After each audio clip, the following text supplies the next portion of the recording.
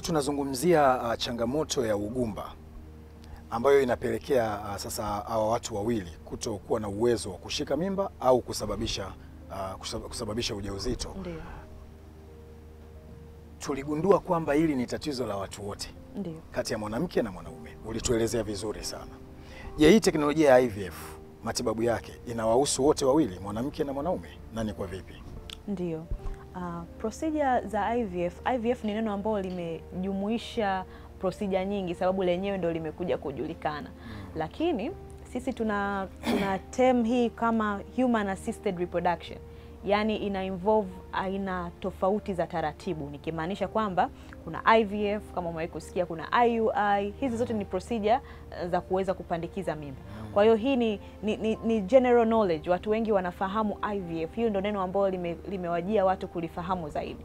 Okay. Lakini upandikizaji mimba ni general, it's broad.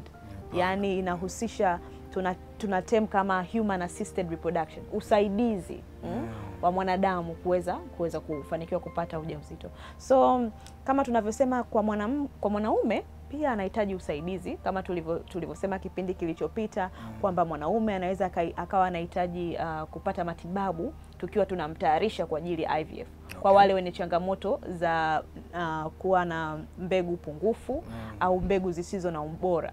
Kwa hiyo katika hii pia anahitaji kupata labda supplement ikiwa ni matibabu ya kumtayarisha yeye kufanya matibabu ya awali. Matibabu ya awali hakika.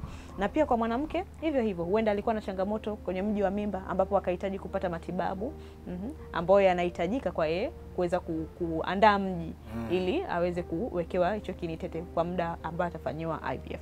Kwa hiyo kama ulivyosema, vile vile ilivyokuwa changamoto ya ugumba ni kwa mwanamke na mwanaume, vivyo hivyo IVF procedure inawahitaji hawa wote. Kama kwa mwanaume, mbegu zake zitahitaji kufanywa preparation, ambao tunasema maandalizi kwa ajili ya kutumia ile mbegu ili afanyiwe procedure. Na mwanamke hivyo hivyo anahitaji maandalizi kabla hajafanywa procedure. Ila mwanamke inakuwa zaidi kwa sababu ni yeye, tunachukua mayai kutoka kwake, tunavuna mayai, tunafanya labda kwenye lab, alafu tunamrejeshia yeye kwenye mji wa mimba. Kwa hiyo procedure inaonekana kwamba inazidi sana kwa mwanamke, lakini procedure ya IVF inamhitaji mwanaume pia.